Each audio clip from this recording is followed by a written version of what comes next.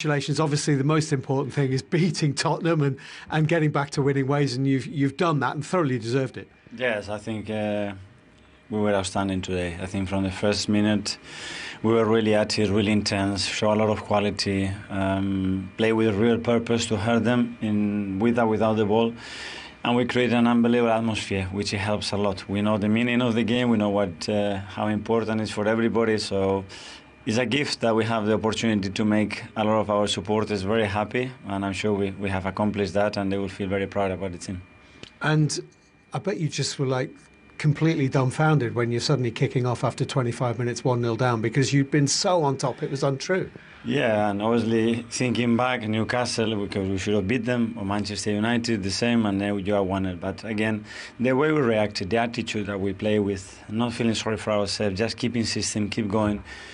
It was phenomenal because we played less than 72 hours ago, 120 minutes, and so proud of them. Again, I have to say, Pedro Porro hits the outside of the post late on. The game should have been way out of sight before you can even be made remotely nervous by something like that. Yeah, because we had some big chances and big situations. We didn't even finish in a chance. But at the end, we had to suffer more than what we wanted. But we got there at the end, and very happy. And I just want to ask, I know it's not the main thing about tonight, but obviously you're now 4 points off the top of the table, having played a game more. That's kind of secondary, isn't it? But it is chipping away at that gap. Well, when you have opportunities, you have to take them, that's for sure. Today we've done it. We've been a really consistent run in the Premier League again, performing in a really consistent way. Unfortunately, now it's about tomorrow. Recovery Saturday against Villa is going to be a really tough one again, and keep going and going. Yeah, they're 11 unbeaten in the Premier League now, the only team unbeaten at home this season. And it is imperative that they can't draw and they can't lose, and they've just got to try and hang on Liverpool's coattails here. Yeah, of course. I think Liverpool have been outstanding so far this season, and they've really set the standard. I think with and without the ball, their habits are second to none, and there is a reason why they are at the top of the league. And Arsenal just got to keep going now and really believing that they can close that gap. They did what they had to do tonight, and they'll have to keep repeating this now over the next few weeks, and hopefully that gap just gets a little bit smaller and smaller, because anything can happen in the Premier League, that's for sure. Do you think their experience of the last couple of years up there, challenging, will help them? A few players, yes, obviously, few players have the experience to try and catch up on Liverpool, but as I said again, it's going to be very difficult. Unfortunately, they are not going to play the whole season against Tottenham. They have to play against Newcastle. They have to play against Aston Villa. And this team will not commit the same mistake as Tottenham did today. So it's going to be very difficult. But obviously, we all want to watch this interesting league, which is the Premier League. So we wish them luck, obviously. We can't wait for them. I can't wait for them because I used to play for Arsenal. I can't wait for them to win over the weekend against Aston Villa so they can close the gap. But looking at the way Liverpool are playing this time, they already have one player that is over 20 goals already in the... So, if you want to win the league, you need one player to take the lead. Like Mo Salah, what he's doing now for Liverpool, like Didier Drogba, what he was doing for Chelsea, like Fernando Torres, what he was doing for Liverpool, even though he didn't win the league with Liverpool, but you need at least one player. Today, if you look at Arsenal, they have 4 defenders that score 3 or 4 goals. Their top goal scorer is on 7. So for me, it's going to be very, very hard to count them as a team that's going to win the league. Yeah, the next 2 home games are Villa and Manchester City. But as we sit here now, I know it's your worst nightmare, but are they the most realistic team to challenge Liverpool to the title here? Yeah, for me they are. Can I see them going? I think from here on in, I mean, I'm not a clairvoyant, but I think that possibly they cannot lose more than 2 games between now and the end, which is very difficult. Man City have done it in the past, put a run together like that. I don't see them being Man City for the reason what Addy's talking about, and we've all touched on tonight. They haven't got that goal scorer. They are 1 player away from winning this Premier League, but try and find that player. They're all looking for him.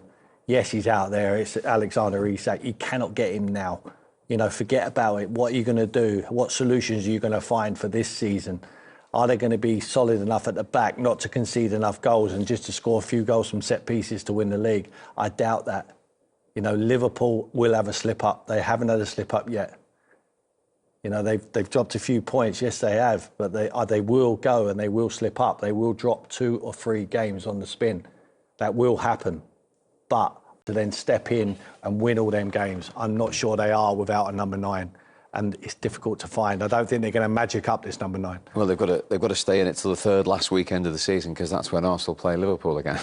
Yeah, no, it's going to be an exciting finish. I think, you know, over the next few weeks now, if Arsenal are in a really strong position and are still there on Liverpool's heels, or, you know, bridge that gap a bit, I think that'll be interesting then going into the sort of final week of the transfer market, whether they go all out then to try and get someone nailed on to come in or whatever. So I think these next few weeks will determine a lot. But, you know, I think Arsenal can be happy with tonight's work now, and that can sort of put them, you know, in a good place now going into the weekend and over the next few weeks. I think there has been a few little things that need addressing, but definitely saw, you know, a team out there tonight, a team that was willing to try. Yes, they missed a few opportunities, but everything else was in place. They created chances. They did all the things right. They were together, and that can take you, you know, a long way. Saka could be that man. But we don't know how long he's going to miss. Last season's top scorer, wasn't he? So. Yeah, he's capable. He could be that guy, you know, but he needs to be back very soon. And I think he's probably a month away. It was a nasty one. Crouchy spoke about how much of a leader he's becoming in this side. When you chat to him, Rio, you can see just why. Well, when he was leaving West Ham and there was loads of clubs interested in him, and everyone was saying, what's so great about him? I was saying, put aside his ability. I think that's unquestionable. He's got a great ability. He can play several positions, and he does them well to a high standard. But I thought the most important part for him and for a football club was you're getting a man. You're getting a man who can actually round the troops and rally the troops up and really lead people. And I think it's a bit of a throwback in that sense, and there aren't many of them around. So if you could get your hands on someone like that, he's great for the changing room, great for the spirit, especially when things aren't going so well. And I think in this period of time, they needed probably someone like him in there, among others, to make sure that they remain steady in there and calm. And while Martin was giving him a bit of positional advice, it was nice to hear him say that he just gets excited in a game like that. Was it nice to see him just enjoying the game in the way he did? It is, and sometimes you need the little voice behind you saying, hold on, just sit in for a minute, because maybe my legs are gone at the moment, so I need you to sit there. Position, he plays the 6, he can play the 8. I mean, in the finished Arsenal team, when it's completely finished, I think he plays as a 6. But for now, you can enjoy that work rate. His engine's remarkable. He gets up and down, his technique's improved, his passing range. He's really got everything, but you want him. For instance, for the first goal, Partey's coming out, doesn't really quite get there, but I'm pretty certain Declan would have done. Do you know what I think? I think you take something away from him. I think he's got too much going the other way if you just narrow him down to a 6. I think he's got that 8 position where he can get up and down the pitch. Crouchy mentioned before the game, his ability to turn defence into attack and cover like 30, 40 yards with the ball and then play the right pass. I think playing in the 6 and saying, right, stay there, I think he's got too much to do that, I think there's other players who think they could do that and he could get more out of him the other way. I think he's got the energy to do both, though, Rio. I genuinely do. I think it was one little moment in the second half where he sweeped up and he was behind the two centre halves. But then you see him and he's in the box. He's all action. He can carry the ball. He's from defence into attack, and he's got everything a midfielder needs. That's why the 8. I think the 8's him, man. But such an asset for the club that he can switch between the two positions. We spoke a little bit earlier, Crouchy, about Martin Ødegaard, just how much he makes everything tick for Arsenal. Just overall, how do you assess his night? Yeah, I think in the last 2 games, he's 14 chances he's created. I mean, literally everything goes through him. He's silky. I think there was one little touch. I think Ali and Rio, you were loving. I think you said he had Velcro on his boots. It was this is the touch there. I mean, absolutely beautiful. It's not just for show. He's making things happen for the team. If you look at the 2 centre halves and the midfielders, everyone just tries to get him on the ball. He finds the little pockets. So intelligent the way he plays. He's blossomed into the player that we all thought he would become when he was at Real Madrid. And the work rate as well, Crouchy. He's covered more distance today than any other player. Boss, how you doing? Phil, how are you? Okay, yeah, good. Mikel Arteta just coming out to join us there. Mikel, the guys are just waxing lyrical about Martin Ødegaard in his performance and just the player that he is, and what a joy he is for them to watch. I'm sure you agree. Yeah, well, I think the boys were outstanding today. I think we played less than 72 hours ago, 120 minutes in a competition that we are out, and psychologically it's not easy, but the way we perform and play today, I think it was exceptional. How was that for you on the touchline? Because with just one goal in it, I'm sure you couldn't relax at the end. It was still very open. Yeah, I think we made it harder for ourselves because I think we deserve to score at least one or two more. But yeah, we have to suffer. We have the capacity to do that as well. But the attitude, for me, was outstanding. The way they played, the purpose that they played, the intensity, it was really good. And how does that now set you up going into a crucial period? You've got the Champions League back next week as well. Just 4 points off Liverpool now, so right back in it. What foundation does that give you for the rest of the season? Nothing. Tomorrow and the next game, because we play every 3 days. So the foundation of the last game, that we were incredibly good against United and we end up losing the game somehow, is the next day. It's about the next day. Today we won, great, enjoy now for a few hours, and now it's Villa again. But in terms of getting your confidence back after what's been a tough week and a tough couple of cup games? My confidence comes seeing them every single day and the way they perform. It's not about a result. If a result is going to take my confidence out or in, then we shouldn't be doing this. But Mikel, it's been a difficult time, hasn't it? To the Newcastle defeat, the Manchester United going out, and then you go a goal down. Yeah. And you must be thinking the tide is really against us here, and we're totally dominating the game 25 minutes in.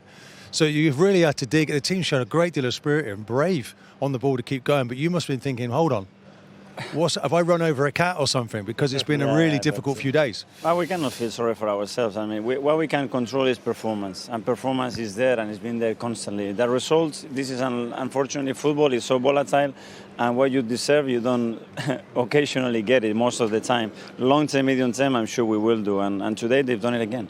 Mikel, we had Declan on earlier and I asked him the same question. I think all your fan base, the question they all want to know the answer to is, with the injury to Gabriel Jesus now, is that an area now looking into kind of reinforcing within the squad? Yes, for sure, because we lost two players, big players, Bukayo that can be out for up to 3 months, so that's a long time, and Gavi that's going to be out for a long time. This window, do you think? We're going to try for sure. I mean, we are actively looking at things. We have lost two very important players. We have 14 players in the squad and we play every 3 days. So we will try, but let's see what we can get. And just quickly, Miles Lewis-Skelly tonight, Declan Rice was singing his praises. Just 18. Mikel, just what do you think about the way he's developing and just how confident he is? He was phenomenal today, I think. He's a real personality, you know. He has so much trust in himself. He has an attitude about him. Because you have to play against Kulusevski and Johnson here. It's not easy. The way he handled the situation, the occasion as well, it was top, I think. Well done tonight, Mikel. Okay. Thanks Thank for you so joining much. us. Thank you. Thank you. Thank you. Thank you. Thank you. Do you know that point there he made there about Lewis-Skelly playing against two players? You can see the smile on his face. Yeah, but the point is about playing against two types of players. You know, it's like you prepare, Kulusevski's his player. That's the one you're playing against today. And then all of a sudden Johnson comes on, a totally different player, a player who's been effective this season and produced moments as well. But to deal with them both with the aplomb that he did, I mean, he deserves huge credit. But we also sense from the manager, don't you, that the joy he has to be able to put a player in from the academy who's ready, who's good enough and who's performing like that. There's a joy in that for him, and he just wants to see as many of those players coming through the system and into the team. Well, guys, we must take a quick... We were outstanding today. I think from the first minute we were really at it, really intense, show a lot of quality, play with real purpose to hurt them with or without the ball. And we create an unbelievable atmosphere, which helps a lot. We know the meaning of the game, we know how important it is for everybody. So it's a gift that we have the opportunity to make a lot of our supporters very happy, and I'm sure we have accomplished that, and they will feel very proud about the team. That was the most important thing for us tonight, is that we knew what it meant. We had that fire in our stomach, and we knew that Liverpool drew yesterday, but it was a chance to obviously close the gap to them a little bit, but also to beat our rivals, and it was a special night again. And you nearly nicked something. You were never out of that game, were you? The two managers, and a real contrast in what they said about their respective teams. Arsenal at it and Tottenham not. Yeah, Spurs were passive, but you have to give credit to Arsenal, especially after going out the FA Cup to Man United. You're looking for reaction. And I just thought today they had a higher energy, especially in that first half. And this is straight from kick-off. Look at the intent. They're going to press, win the first ball, win the second ball, and then put Spurs on the back foot. And I think at times at Arsenal, they've been a little bit passive. I think when Arteta first come to the club, this is at Arsenal we saw a lot. Everyone knew their jobs, but there was pressing high, full of confidence, and it forced Spurs into mistakes. Young goalkeeper has played well today. He was a little bit nervy. Again, look at the press. Everyone knows exactly where they need to be. I think with Arsenal and the way they've pressed at times, they've sort of gone by themselves. Today was more of a team. They know exactly what they need to do. Of course, it's a North London derby. The energy had to be there, but they did all the jobs brilliantly well. I mean, forcing Spurs one way, and Spurs in these normal areas, very good in tight areas, trying to force Arsenal one way so they could play the other way. But today, I just thought in every area of the pitch in that first half, everyone knew the jobs and they did it exceptionally well. I mean, Odegaard, seen a lot more of him since he's come back into the team. He's been okay. The pressing side was a lot better today. And then, can you force them into mistake? It's about the timing. And then have you got the pass once you get into these areas? We've talked about Arsenal not finishing off their chances once they get into these. And Trossard, it's become people saying a Havertz problem, but I think it's more of a collective. When they go forward, they need to chip in a lot more goals. Share the goals around throughout the team. Yeah. They scored again from a set piece. Yep. You can look at the set piece, but Tottenham fans will be also looking at how the set piece came about and saying, this is not a corner. Yeah, and rightly so. It wasn't. It's a poor decision. It clearly comes off Trossard last. But how many times have we said it? Again, Tottenham concede from the corner. But what they do also, they actually try to reduce the numbers. They leave two up. Look, they've left two up to try and reduce the numbers in the box. But again, they're all over the place. I mean, Gabriel and Dragusin, he wants it more than him. He knows he's got the flight of the ball. Again, Spurs were weak at a set piece, being punished again. Don't want to go down a whole VAR discussion, but would you like to see but would you like to see a referee be told, actually, that isn't a corner? Yes, I would agree with that, but, I mean, we're going to get ourselves in knots if we go into that, aren't we? Right, OK. Would you agree? No, I wouldn't like it, no. They can't do. They've had problems with VAR anyway, so to give them extra responsibilities. When we look at Tottenham, they beat Manchester City 4-0 away at the end of November. And since then, their form has fallen off a cliff. How concerned are you? Well, yeah, I would, without doubt, if you're a Tottenham fan, they have to be. But I know they've got injuries to centre-backs and the goalkeeper. But you cannot go up against your rivals and your manager come out at the end of the game saying we weren't really up, we were nowhere near our levels. That's not acceptable. You can't go into a game of that magnitude and that size and not turn up in the first half. They were a little bit better second half, not a lot, but all the good things Mike has just showed about Arsenal, you didn't see that at all with Tottenham, and they looked a bit of a mess at times. Basuma and Sarr, didn't they, in the first half? They got subbed, Johnson come on, and Madison, but it was too little too late. I think Arsenal already knew what they wanted to do. Yeah, the damage was already done. Yeah. But in terms of Spurs, I would be a little bit concerned. I'm a big fan of Ange. I think he wants to play the right football, but he needs to get results. We can talk about injuries all we want, but he needs to find a way to win with the players that he's got available. What I would right say now is Gray and Bergvall, two of the youngest players, were two of their better players, correct. and that tells you everything. Not for the first time, absolutely. Making his North London derby debut at the age of 18. We wonder what that's like. We've got someone who's done it, because you were 18 as well. They won 3-0 that day. I mean, at that tender age, to be that confident, that mature, to take it all in like he is. Yeah, I mean, you could see his confidence there, and he backed it up with his performance tonight. I thought he was absolutely outstanding, to be fair to him, to come in sort of the few weeks that we've had in that magnitude of that game. I thought he handled himself brilliantly, and he was up against Kulusevski there, who is, been probably one of Tottenham's better players this season, and offers so much sort of threat down that right-hand side. So he can be proud of tonight's work, and, he was obviously really excited, and the emotions were definitely going there with a few of them. He said he was trying to take it all in. Is that possible when you're 18? Because I guess you're just playing without any fear, are you, at that age? Yeah, I think so. But like you see, when he came off the field, then you could see he was pumped up a bit, and he realised probably that he's, had a decent game, and the fans appreciated that. So, it's about taking these moments in and making sure that you do sort of cherish these moments. They don't come along very often, and, these games are important, and they are the ones that you look back at the end of your career and go, do you know what, I'm so glad that I had the opportunity to play there and to win. You like that attitude from him at 18? Oh, that's beautiful. When you were young, all we dream about is to be part of these big games, and he said it already. And when I was in Monaco, I wanted to play against Paris Saint-Germain because obviously there were players like like Gigi Okocha, Ronaldinho playing for Paris Saint-Germain then, and when I moved to England, playing the derby, it was just like you wake up, you buzzing, all your family members were calling you from Africa. Are you going to score today? You have to be ready. We heard about the derby. So for him to be buzzing like that is beautiful to see. But the most beautiful thing is to see how confident he is. In his head, he just want to have fun, and which he did quite well. So for him, congratulations to him.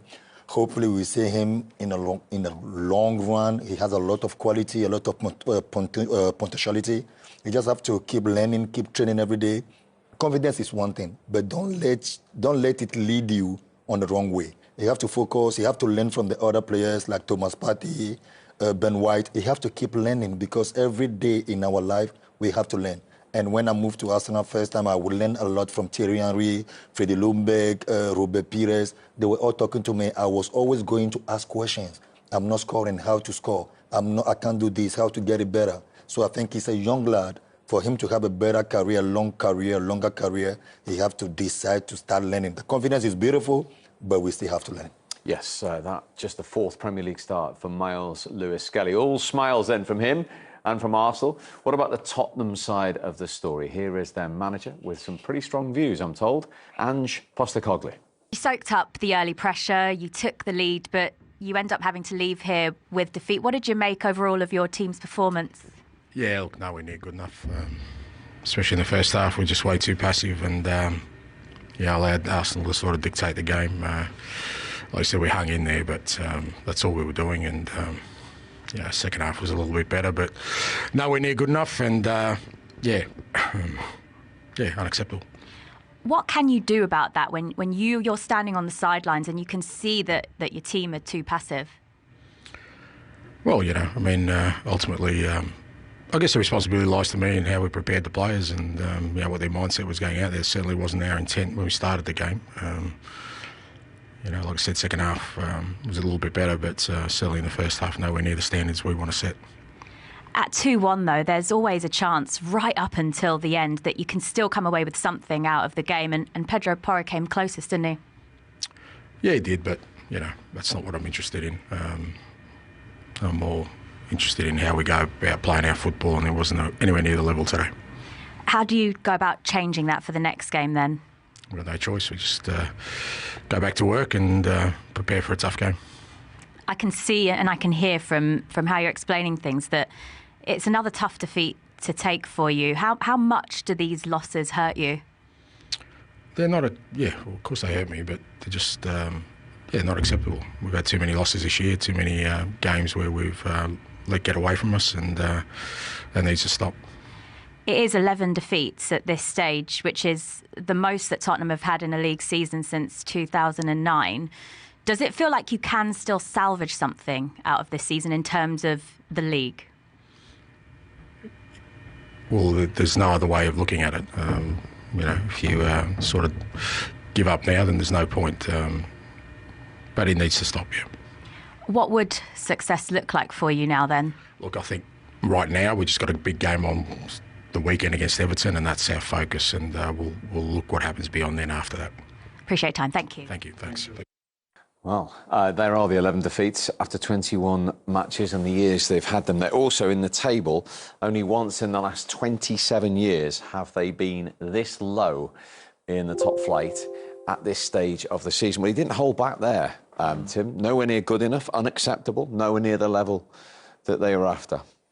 Yeah, he feels like every Tottenham fan feels at the moment. It hurts, to lose a North London derby, it hurts, but on the back of a poor run of form as well.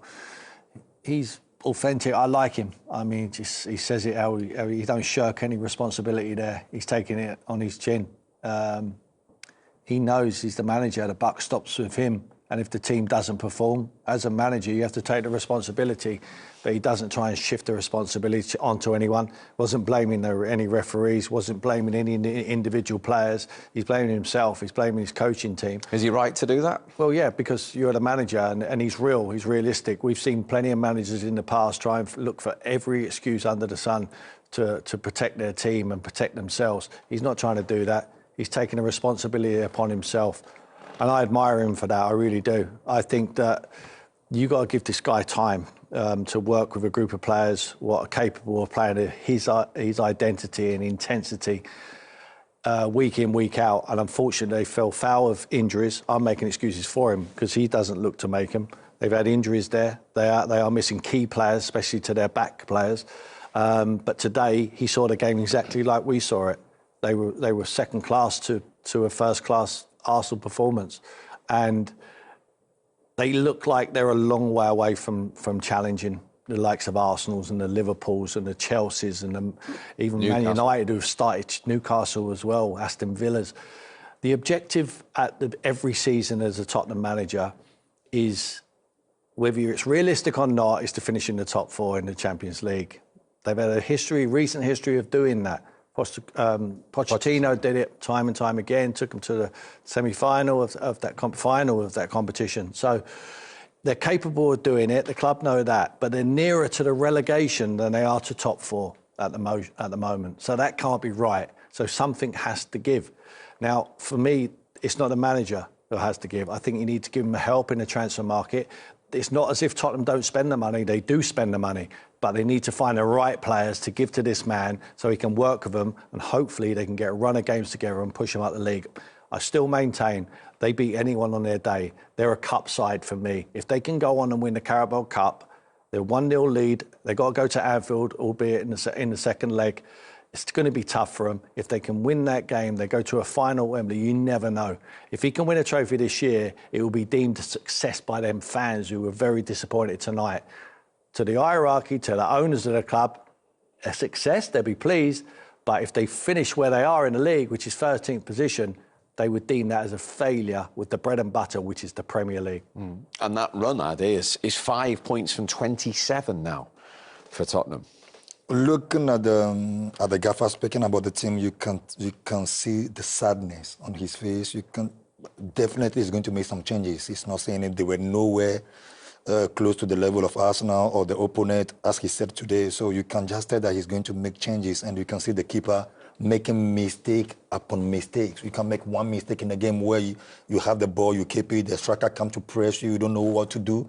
But he didn't. He's a great goalkeeper. He's very young. He will learn. He will be much better in the future. But like, you made 3-4 mistakes in a big game, like you kick the ball away.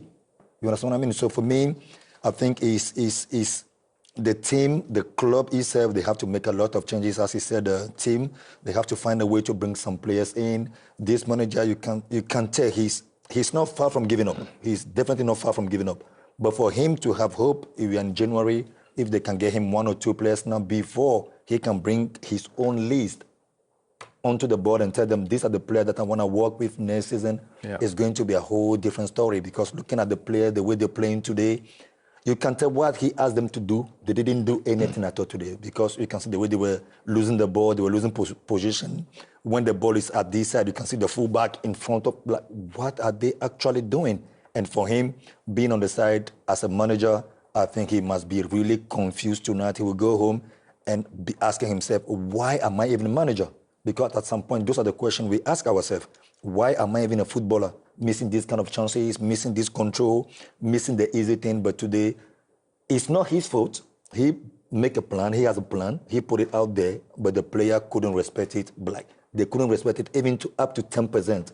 That's very, very poor from a team like Tottenham. As he said, when I first moved to England, Tottenham is a team that we respected because they always have a way of finishing in the top 4. When I was in Arsenal, the same thing. When I moved to Tottenham, it was the same thing. But this year, it's looking like they are going towards relegation zone than being in the top 4. So they have to make the changes now. And you said at half-time that from the opposition point of view, they always give you a chance, don't they, playing against Spurs? Yeah, I think obviously there was loads of chances that Arsenal created from Tottenham's mistakes, really, inviting that pressure onto them. Arsenal went quite aggressive with the press. But yeah, Tottenham was still playing into that, really. They weren't playing or thinking of playing over the press or going long. They did it once or twice, but there was countless occasions there where Arsenal's press was good. Tottenham got sucked into it, and Arsenal nicked it off and created a chance from that. I think, obviously, from a Tottenham perspective, they'd be disappointed with that, and they were far from at their best tonight. I think with the players that they have available at the moment and things like that, everybody needs to take responsibility there, and whether that be the style of their playing or what them players are asked to do as well. I felt like they were really open tonight and exposed, especially on them counter-attacking actions that Arsenal created against them. We know they're open. They play with that open style. They got, is it the third best defence away from home in the league? Yeah, it was the best at half time. The best. I mean, people will be falling off their armchairs listening to that. I mean, it doesn't make sense, does it? No. You know, the play's so open, but it's because they play more aggressive when they're away from home. I did triple check it with our head of stats, don't worry. Yeah, and he so assured me it we was checked correct, it. I mean, it's an incredible stat to have the best defence away from home in the league. No one would have guessed that. But that's out there. That's true. But they have to find a way to... The strength, I said, was their front players. You keep saying find a way, but you keep saying that Postecoglou won't change. He won't change. Style. So what is the way then? Well, to find a way is to find personnel. The only way I think it should be bring some players that understand his mentality and understand the way he wants them to play. So you're saying that they don't really grasp what the plan is? Because you can tell he's a manager that wants his team, no matter what situation they should play, like old days with Arsene Wenger. We are losing 2-0, 5 minutes to go, and with Thierry Henry, you are telling all the boys, kick the ball front. Arsene Wenger is like, no, keep the ball on the floor and pass it around. Yeah. This is the type of manager that he is. But the players today are not taking responsibility on the pitch, are not doing the job for him properly. Then it's causing him a problem. And you have to take responsibility yourself as a player, and decision-making is wrong.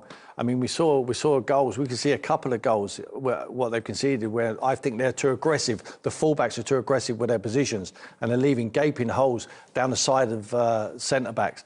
It cannot happen, but that's individuals making that. He's not saying to Pedro Porro, go as high as you can when we haven't got good possession, and you're almost like a right winger, and then when the ball breaks down, then it's a 1v1 down the side of the central defender. It cannot be right. That is wrong, but that's fundamental problems, what they have to identify themselves and manage on the pitch. He cannot hold their hand every minute of every game. He can tell them how he wants them to play, which is they're enjoying it. Don't get me wrong. Every day they're in training, they think, well, we're playing with the ball. The manager trusts us to go toe-to-toe with whoever we play. It's fantastic as a player. As attacking players, and like that. You know, it's hard sometimes for the defenders because they're going to be left 1v1 all of the time.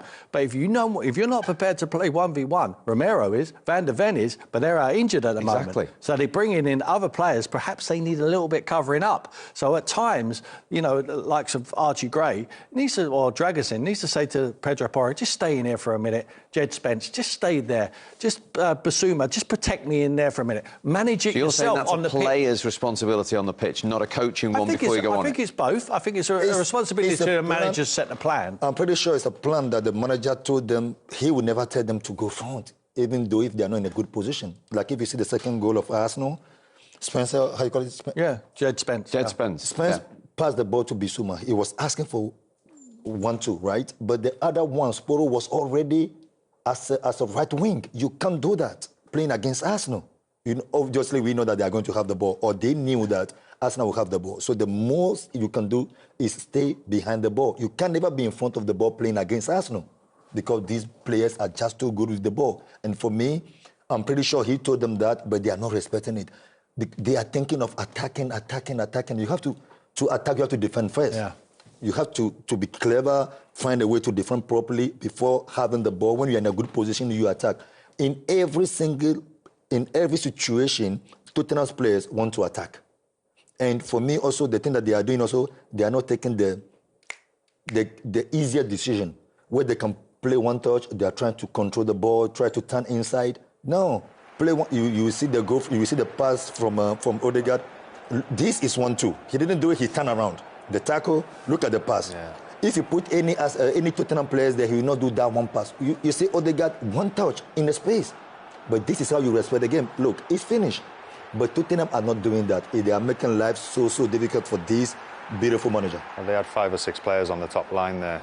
And I mean, you know, if they do lose the ball, they're so open to their counter-attack. Look at the right back. Look at where he is. What are you doing there? It's okay being wide and expansive and very high if you've got good possession. When you haven't, it's a fight ball in the middle of the pitch.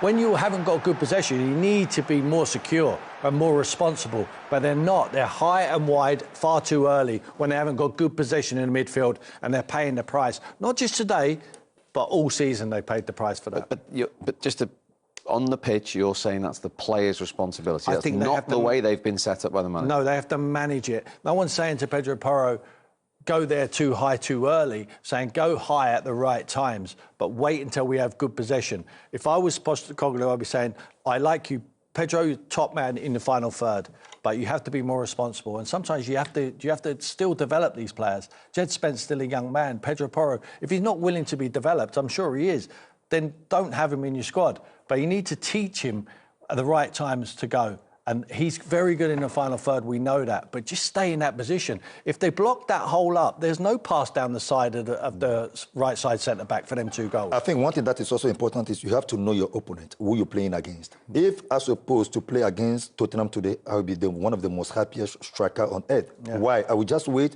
they have the ball, and I will just go on one side and be sleeping. As soon as we got the ball, I will just do this. Because you play against Thierry like this, he will get hat-trick every day. Because he will just go on the right side, take the ball, come inside and cut.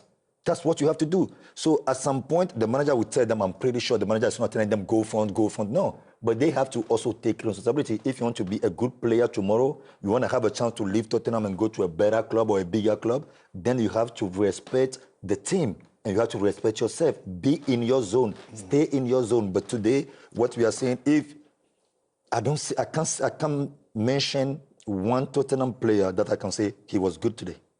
No, I think as a player as well, you do need to take that responsibility. I think I've been in teams in the past as well when you go in dribs and drabs and you're maybe pressing in a 2 and a 3 and the whole team are not going together and these gaps are starting to appear. But then you need to have that sort of feeling then on the pitch of, OK, it's happened 2 or 3 times now. They've played around us and it has been some dangerous moments. Right, let's just all get back into a bit of shape. Get them to one side, and then we can start our press from there and maybe force them and use the touchline for that. For me, Tottenham are going on a bit all over the place, and the back line's maybe staying a bit too deep at the moment, and these massive holes are appearing, and their full-backs are getting exposed in positions they don't like. If there's a turnover, they are getting hurt. From the beginning of the game, you can see they were trying to play from the back. After 10 minutes, it's not working. Find a way to adapt yourself to the game. Play long ball on the striker. You should find a way to keep the ball for you to move forward. But they were still trying. Yeah. That's when the keeper made 2-3 mistakes in the first 5 minutes. Yeah. So, listen, if you're on a game like this, derby, you have to adapt yourself. You know that, OK, you are trying to control the ball, it's not working, don't come anymore, go behind. If you are going behind, you realize that the fullback or the right back or the defender is quicker than you, then come deep. You have to adapt yourself. This is a big game. And maybe these are the chances that we had. You score a lot of goals in this kind of derby. This is what I do. If I ask for the ball, I realize that Ledley King or Dawson is killing me. I'm like, okay, you know what? Thomas Rosicky, Cesc Fabregas, put the ball behind, let's run. But these are the things that they have to do. They knew that giving the ball to Bissouma, most of the time, this season, he's losing it. It's costing them a goal. How can that happen again today in a derby? Yeah. It's not normal. They play the word I can use for them, which is not only today, but when I watch Tottenham mostly, is hectic.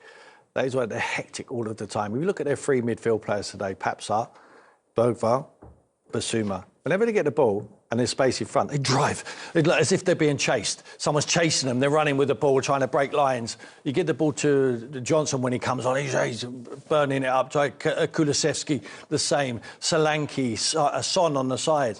There's no one control.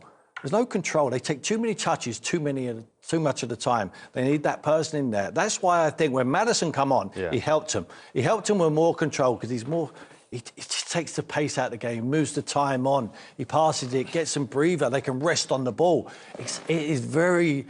I think rhythm is massive as well. You as he said, he's a midfielder. Is when you actually want to go somewhere with intent, or if you want to drive. And then there's times when you need a Maddison to come on the pitch and just go, right, let's just calm it down and get 3 or 4 passes. Just rest on the ball. Rest on the ball. And big then players know when to play one touch, when to control the ball. I had a chance to play with all these Modric, Xabi Alonso, list goes on, Ozil. But at some point, the game will ask you to play one touch.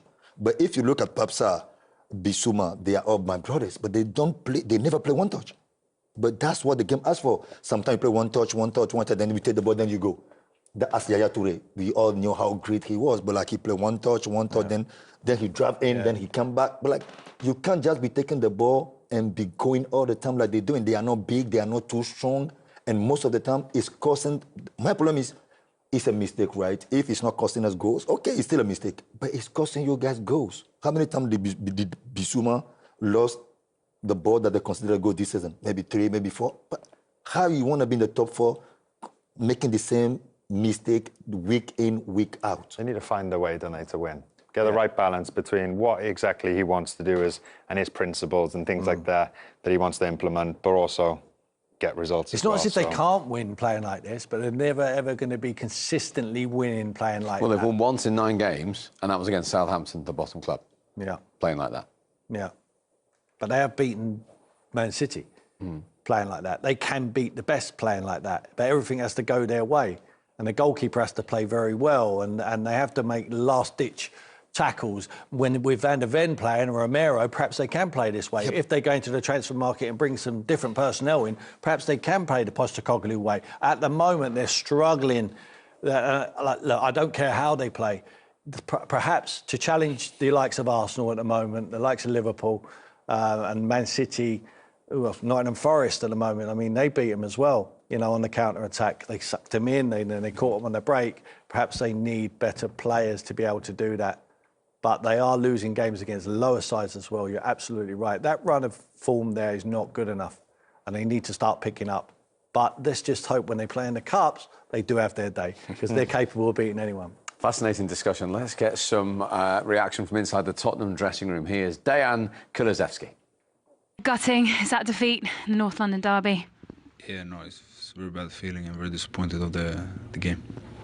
What should Tottenham have done differently tonight? First off, we should get the first goal they score. No, we should get a goal kick. That's exactly what we should get. Happened now 3 games in a row. And after Son's goal, didn't have a shot on target. How do you explain that one? No, they are very strong. They are very strong defensively. Second half we played a little bit more offensive, but not good enough. Not enough quality, and physically also. We tried, but it was not good enough from no one. Your manager has just said that he takes responsibility, but do you players feel for your manager as well? No, everyone takes responsibility. Everyone. People ahead of us, the players, the manager, nobody can hide, everybody's part of it. Ready to bounce back at the weekend, Everton away? Yeah, you have to. That's the only thing you can do in life. Match against Everton, but he said the performance tonight was unacceptable, nowhere near the standards that they accept. Perhaps the responsibility on him because of the way they prepared the players, Rio, but where does the responsibility lie for that? Yeah, I think he has to take his share of responsibility, but the players will have to take some as well. But I would say, I think you've got the caveat to that as well. You've got a 21-year-old inexperienced goalkeeper, you've got a 22-year-old inexperienced in Premier League terms centre-back, alongside an 18-year-old who's had 10 starts in the Premier League, coming from Leeds in a lower division. So, but the 2 18-year-olds, arguably the better players on the pitch. And an 18-year-old in front of that. So do the experienced players have to? But what I'm saying is, then if that's the heart of your team there, and the most inexperienced part of your team is there, then you're going to come a cropper. You're going to have bad results. You're going to have bad performances. So that has to play a part in it. But at the same time, again, maybe he has to be more adaptable with his tactics, given that is the situation right now. They just couldn't get out. They were basically strangled by Arsenal, and then they score a goal, perhaps very definitely against the run of play. He was decisive at half-time. He was quite brave. He wanted to change it. Brought 2 substitutes on, but they just didn't have enough to break Arsenal down. And in the end, they lose the game. And the pressure was going to come onto, wasn't it? The question marks were going to be there for whichever manager lost this game tonight. To lose 11 games in the Premier League, as I say, the pressure really comes onto him. Huge game now away at Everton. David Moyes losing tonight. And they'll be really wanting to take Spurs on. And they'd have been buoyed by that, because they think, OK, they're vulnerable, Spurs. We can beat them. And his tactics does play a part.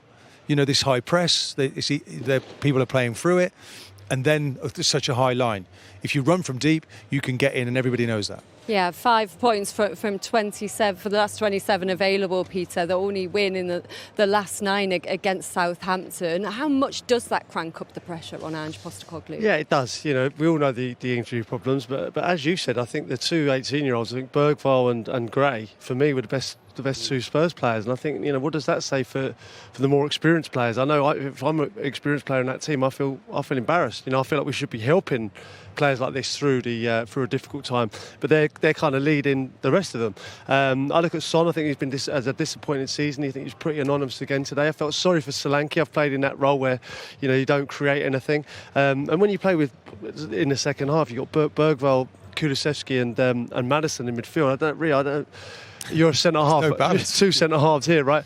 How do you deal with that? If you're a young 18-year-old kid and you've got 3 players who creative going forward are very good, but defensively don't give you much. To give yourself, and also they didn't create in the second half. No, to give yourself any chance, you have to lose your voice, because you've got to communicate, you've got to scream. But you're asking 2 inexperienced young players who actually, at that age, when you're a young kid coming into a team at any level, the first thing you're trying to do is look after yourself, not marshal teammates around. There's very few 18-year-olds, 22-year-olds in teams are able to kind of manage themselves and then start managing others on the pitch. That's where my point comes across, that in them critical areas they have no experience of people that can lead a team through difficult moments in games, and they're getting punished.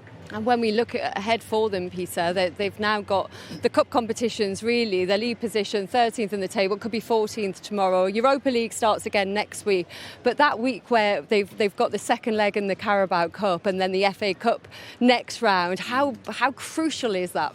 Yeah, it is crucial, but they need players back. I think, you know, with this current side at the moment, I don't think it's good enough. I don't think that team out there at the moment is good enough to succeed in the league. I look at the way they're sitting at the moment. They're probably 2 or 3 places potentially better than where they are now. But above that, you've got Aston Villa, Newcastle. You know, other than the top 4. I don't see them catching those teams on current form and the way they're playing and the personnel they've got. I just don't see it. Yeah, troubling times for Tottenham fans.